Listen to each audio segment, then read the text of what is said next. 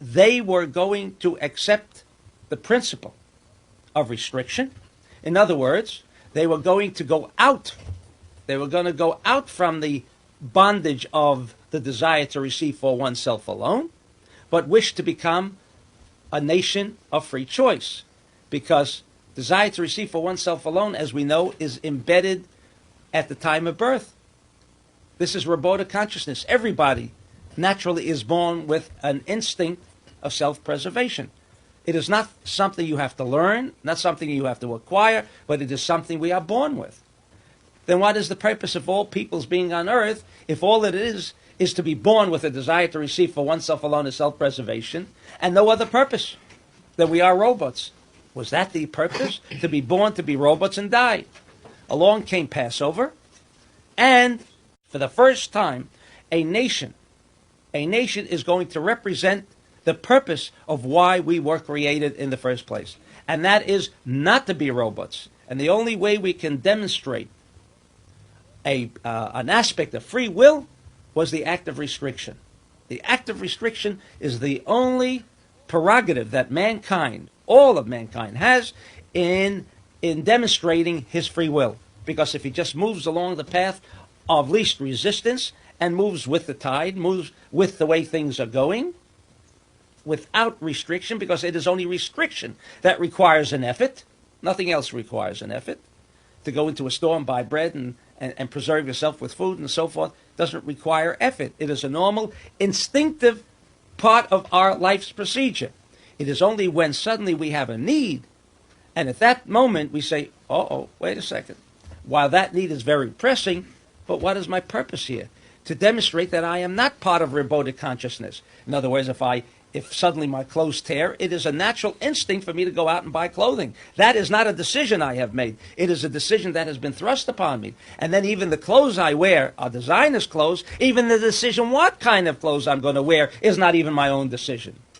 So if we look around us, by and large, in 99% of our activity, we live in the pyramidical robot type of consciousness.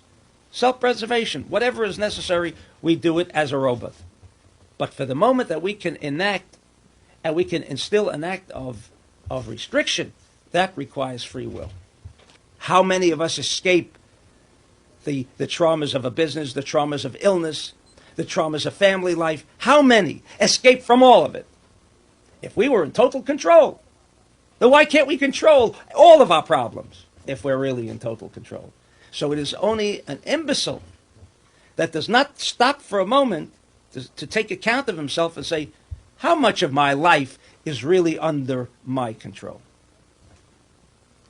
When there is total darkness, meaning there is total robotic consciousness, which also means the totality of the desire to receive for oneself alone, there is no free will, and everything is governed by the cosmos. 1 month is good, 1 month is bad, and 1 day is good, 1 day is bad.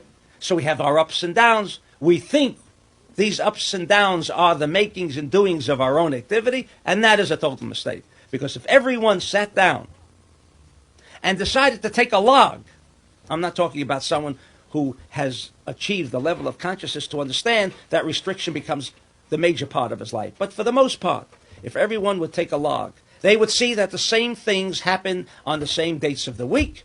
They would see that the same things happen the same months of the year as every other months of every year, succeeding year, and preceding year, and etc. To indicate to us, beyond any shadow of a doubt, that what we believe is free will, what we believe is a freedom of consciousness, is a total illusion and fabrication. This is what the night of Passover is about. To connect and to make an association and to become again an individual that could begin to control our lives and everything around us. The sages and the Torah brought us not a tradition, not a new mitzvah, as if we didn't have enough. Shouldn't we, like a July 4th, celebrate the Declaration of Independence? Right? After all, if our forefathers hadn't fought for the freedom, we wouldn't have it. Had they not gone out of Egypt, we might still be slaves in Egypt. That is not the reason.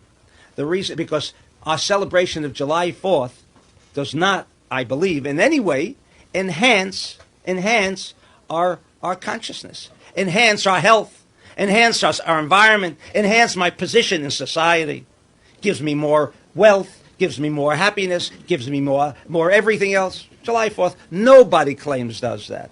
And anyone celebrating Passover for that reason, I would like one individual throughout this world to stand up and say, I did the tradition, and now I feel a complete transformation.